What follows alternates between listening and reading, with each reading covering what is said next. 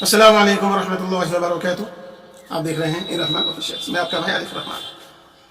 और इस वक्त पूरे भारत में जो शुभ और बड़े अच्छे दिन आ गए हैं, इतने अच्छे दिन आ गए हैं कि हर चीज़ को बेचा जा रहा है, बेचना पड़ रहा है। ये सरकार जो नारा दी थी सबका साथ सबका विकास, देश को झुकने नहीं दूंगा, देश को बिकने नहीं दूंगा, ये सरकार सब वही कर रही है। पहले तो थोक दिया, थोक, फिर आप उसको चाट भी रहे हैं। किस हिसाब से? सबका साथ सबका विकास तो हुआ नहीं। यहां पर माइनॉरिटी और दीगर लोगों को मारा गया, टारगेट किया जा रहा है। जहां पर भी भारतीय जनता पार्टी की सरकार है, पर माइनॉरिटी, मुस्लिम, आदिवासी, पीछी जातियों को चुन चुन कर निशाना बनाया जा रहा है। पुलिस भी निशाना बना रही है। उत्तर प्रदेश का हाल देख लीजिए, जहां जंगल राज कायम है, वहां पर दिन दहाड़े रेप होता है और बाप जब उसका विरोध करता है, वो लड़कियों को छेड़ा जाता है। बाप जब विरोध करता है तो उसको मारा जाता है। लड़की आकर लोगों के सामने बात रखती। इससे पहले जो वीडियो वायरल हुआ था आप देख सकते हैं। उस योगी की हुकूमत में जब ये सब तानाशाही और जंगल राज कायम है और यहाँ के बंगाल में भाषण देते हैं कि महिलाएं सुरक्षित नहीं है। बेईमान, इन बेईमानों का हाल देखिए। वादा क्या करते हैं, काम क्या करते हैं। यूपी संभला नहीं, बंगाल में भाषण देने आ गए। कहां से उठकर आ गए पता नहीं। देश को झुकने नहीं दूंगा, देश को बिकने नहीं दूंगा। और देश के हर वो विशेष चीज जो सरकार ने बनाए थे, जो भारत के विशेष जगहों में से लाल किला है, ताजमहल और दीगर चीजें हैं, उसमें लाल किला बिक चुका है।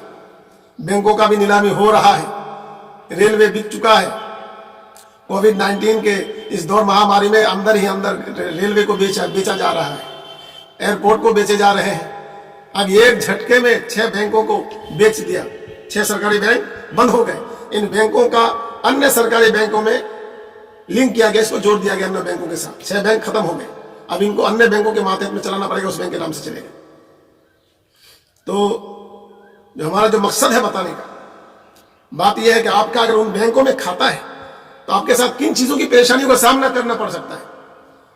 इन 6 बैंकों का पहले आपको मैं नाम बताता हूं। Oriental bank, United bank of India, Andhra bank, corporation bank, Allahabad bank और सिंडिकेट बैंक। अगर आपका इन बैंकों में खाता है और आप चेक भी लेते हैं तो आप आज से अन्य बैंकों के खाता धारक हैं। और आपका चेकबुक आपको बदलना होगा, फिर आपको अपना पासबुक भी बदलना होगा। धीरे धीरे पूरे नियम और तो आपका IFSC कोड भी बदल गया है। और कुछ को जो है 1 मई तक उसका भी विलय हो जाएगा अपने बैंकों के साथ। तो ये सरकार है, देश को झुकने नहीं दूंगा, देश को बिकने नहीं दूंगा। देश को इतना झुकाया कि जो देशभक्त नागरिक हैं देश के, वो शर्म से पानी पानी हो रहा है कि वो सरकार जिससे आस लगाई बैठी थी कि कांग्रेस को उखाड़ फेंकेंगे और मोदी को गद्दी पे बिठाएंगे और देश आगे बढ़ेगा। देश आगे तो बढ़ा नहीं, और देश तो आगे बढ़ा नहीं, रोजगार तो मिला नहीं, और लोग बेरोजगार होकर भूखे मरने पर मजबूर हो गए। नोटबंदी के नाम पर लोगों को ठगी की, लोगों को लाइनों में खड़ा कर दिया। हद तो ये हो गई कि सियासत के चक्कर में नरेंद्र मोदी ने अपनी मां को भी लाइन में खड़ा कर दिया। कितनी अफसोस की बात। ये वही दुलारा है।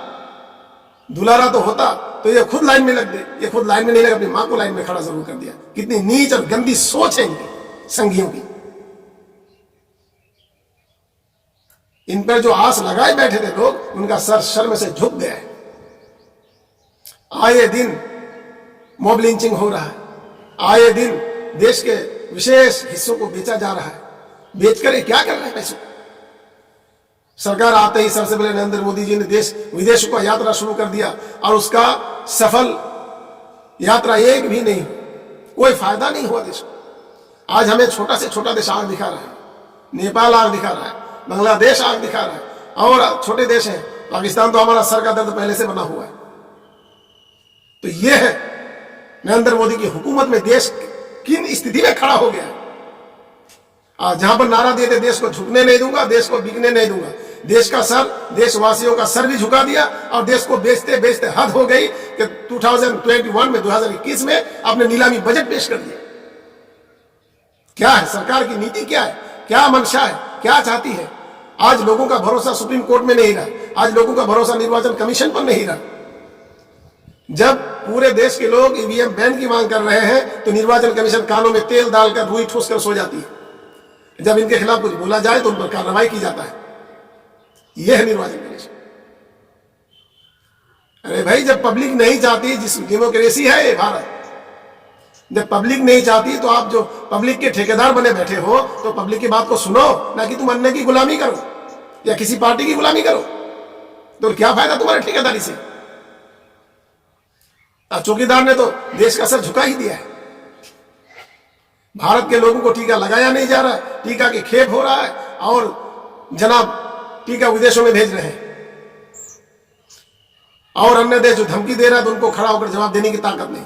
इससे पहले आपने देखा लद्दाख में, जहां पर मोदी जी कहते हैं कोई हमारे देश में घुसा ही नहीं, फिर बाद में बात करते रहे कि नहीं खाली कर रहा है। जब घुसा नहीं तो खाली कहां कर रहा भाई? तो यह है, चीन के सामने इनको बोलने की ताकत नहीं।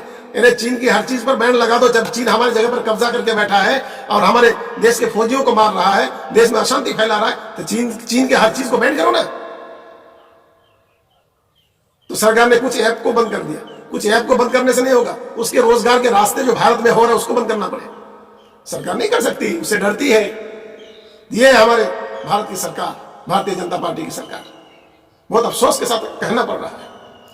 और इलेक्शन इस वक्त हो रहा है जहां कोरोना महाकाल में कोरोना बढ़ रहा है और हमारे जनाब सम्मेलन में और जनसभाएं कर रहे हैं धाकड़ के साथ। ये हाल है। ये तो होना चाहिए कि कोरोना काल में सम्मेलन को बंद कर दिया जाता और उसके बाद इसका जो है तेजी के साथ इसके टेस्ट किए जाते और इसको रोकथाम में व्यवस्था किया जाता। पर ऐसा नहीं है। कोरोना के लिए पहले मुसलमानों को बदनाम किया, फिर रमजान आ रहा, फिर मुसलमानों को बदनाम करेंगे। और क्या है? ये सरकार की नीति है।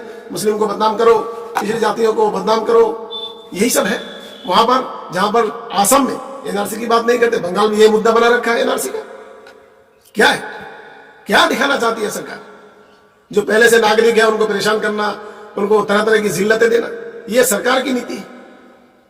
सरकार को चाहिए था कि रोजगार देता, नौकरियां पैदा करता, ज्यादा से ज्यादा लोगों को नौकरियां देता, लोग बेरोजगारी से बचते और देश आगे बढ़ता। जहां 34-35 रुपए का पेट्रोल 100 रुपए में बिक रहा है, कहां कितनी महान है ये सरकार।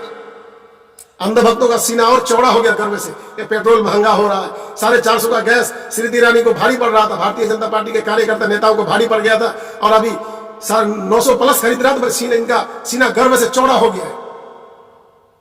यह है भारतीय जनता पार्टी के लोगों की जो सत्ता की भूखी और प्यासी है।